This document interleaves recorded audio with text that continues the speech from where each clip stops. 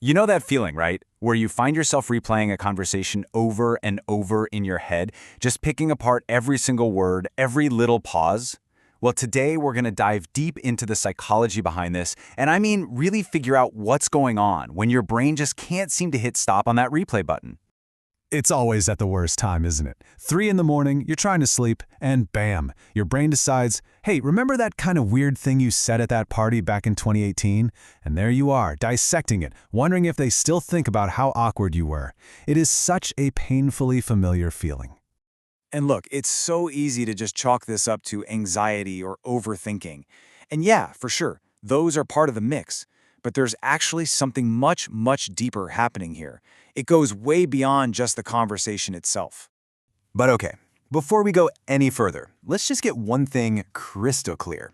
That person, the one you're so worried about, they have absolutely 100% forgotten about it. The moment that feels so huge and embarrassing in your head was probably just a tiny blip on their radar, if it registered at all. So if it's not about them, who is it really about? This is the absolute heart of it. These constant mental reruns, they're not really about trying to figure out what the other person was thinking. No, they're an attempt to go back and edit your own past.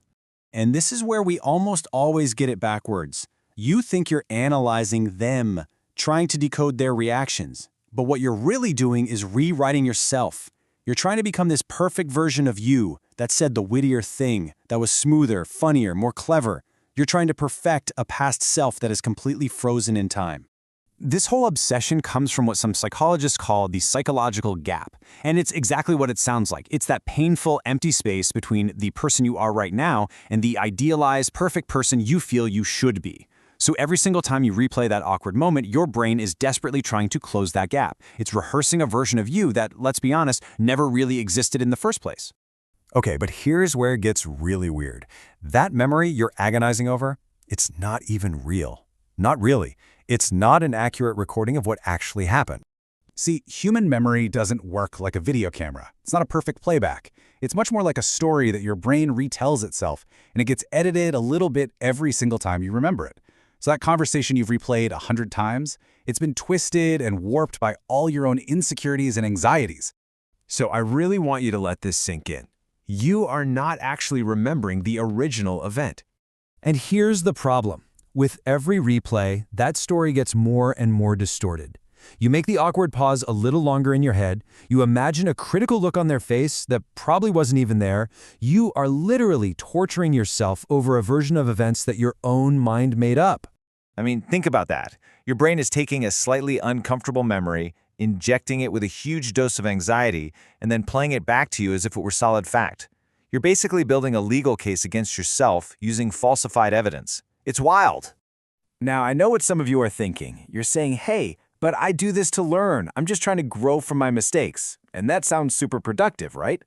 But there's a massive difference between healthy reflection and something much more destructive known as rumination.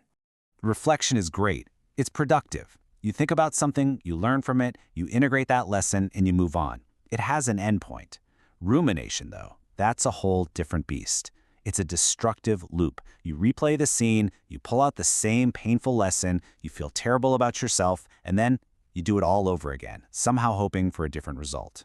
It's not about growth. It's about a desperate, impossible need to control the past. And this is exactly what that toxic loop looks like in action.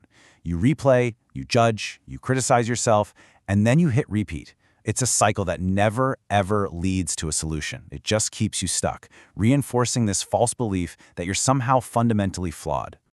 So what's the real cost of all this? It's huge. You are constantly in a courtroom inside your own head, collecting evidence for a trial against your own self-worth. And every single replay convinces you just a little bit more that you have to be absolutely flawless just to be accepted.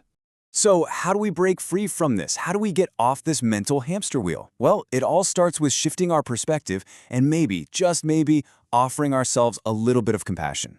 Let's talk about what that looks like.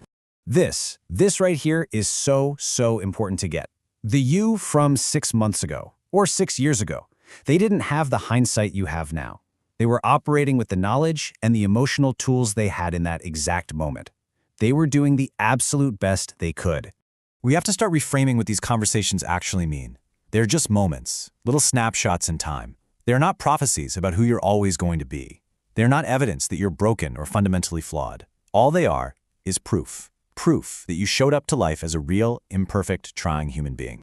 And that simple act of showing up, of being imperfect and still trying, that has always been enough. So I'll just leave you with this.